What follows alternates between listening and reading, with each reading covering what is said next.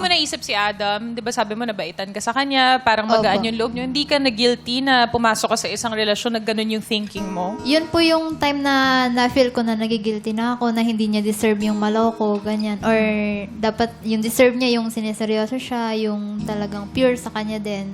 Parang katulad ng binibigay niya. Ba't mo siya linoko? Ano po? Pinangunahan mo, wala pa naman sinasabing... Hindi, naramdaman ko lang. Porkit nabasa mo yung Naramdaman ko lang. profile. Dinaretso mo naman agad eh. Yung na one-on-one.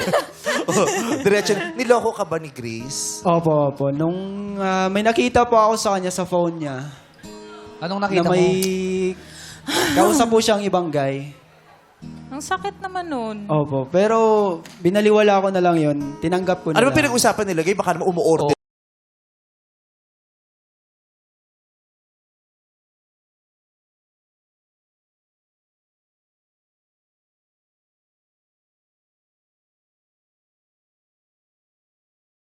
Hindi ninja trap. Ay, hindi. Ay, kuya, salamat sa pagdi-deliver. Ang ganda ng packaging, I love you. Baka Oo, hindi hindi ba naman pwede magagano yun? ng I love you. Masyado pwede. No. I know. No yun. Grace, no. Dumating na po yung coffee niyo, I love you. I love you eh. Yes po. Bakit naman ganun, Grace? Naramdaman mo na nga Grace, sino yun. yung I love you-an mo? Oo, kala ko ba na-appreciate mo na siya. Grabe ka naman.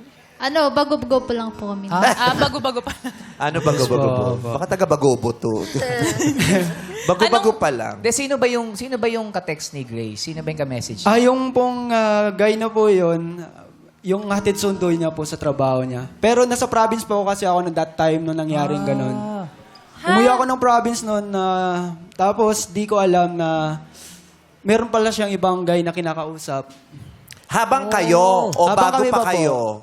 Habang Kasi di kami ba pa po. nakilala naman kayo sa Facebook eh. Mabilisan din naging sila. Ano, kamusta yung ano nun, yung time frame? Kakilala mo ba yung guy na yon bago mo pa siya nakilala o during?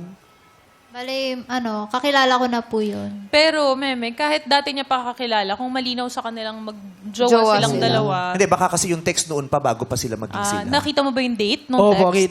kita ko po bago lang po lahat. Fresh. Yes po. Yung nasa kapis po siya nun. Po. Oh. Kausap Alam mo, ko. ikaw pala ang totoong aswang eh. Hindi naman yung mga taga-kapis eh.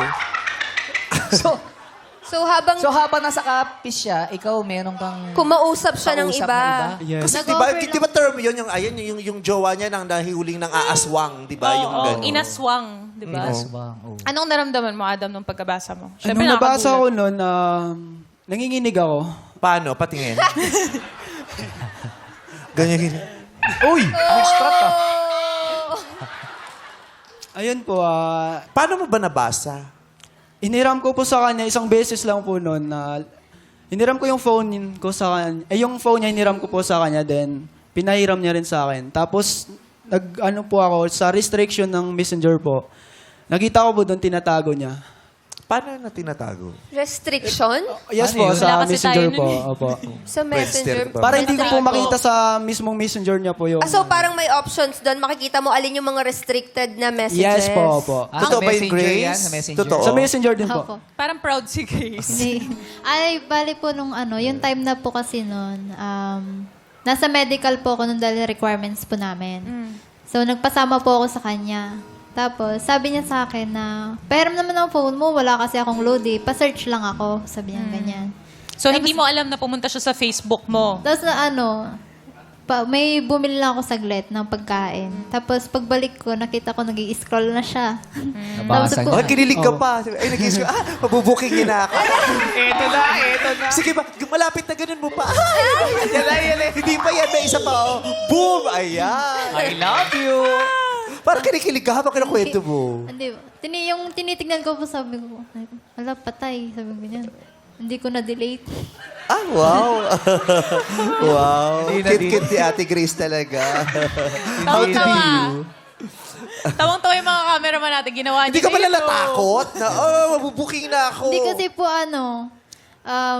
nung pagkabalik niya po dito sa Manila noon, hindi ko na po yung kausap. December pa yun, nakausap ko yun December. Pero nung simula nung bumalik siya dito sa Manila, hindi ko na po yun in-entertain. Ba't nakatago pa rin yung mga messages nyo? Ba't di mo Kasi pa- po hindi ko naman na po siya nire-replyan Hindi ba dahil alam mong mali? Opo. Kaya mo Tsaka tinatago? iniwasan ko na rin po. Ay, sus. Ikaw naman, Adam, bakit ka pumunta doon? May kutob ka na ba? May naramdaman ka na? Kaya ka pumunta sa restricted? Kutob, may tutsi Hindi kay po, parang. ako, bumalik po ako ng Manila para po Ay, sa kaba pala yun. trabaho po.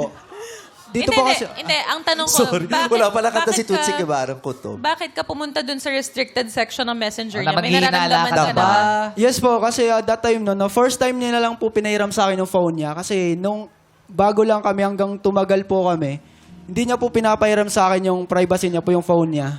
Ay, hindi niya pinapahiram. Hindi niya po pinapakita sa akin. So parang doon, nagdududa ka na ba tayo? Nagpahiram Oo. sa Opo, akin yung opo. phone mo. Ganyan. Duda. Minsan, di ba yung kahit wala naman, bigla na lang naramdaman mo, parang nag-init yung Correct. tenga mo, o may Yes. something. Tapos Kumabog parang yung dibdib may mo. bumubulong sa'yo. Na, Nang lamig na ba siya sa'yo? Like, iba na ba yung pakikisama nyo? Opo, sobrang ano na po talaga ng relasyon namin. okay.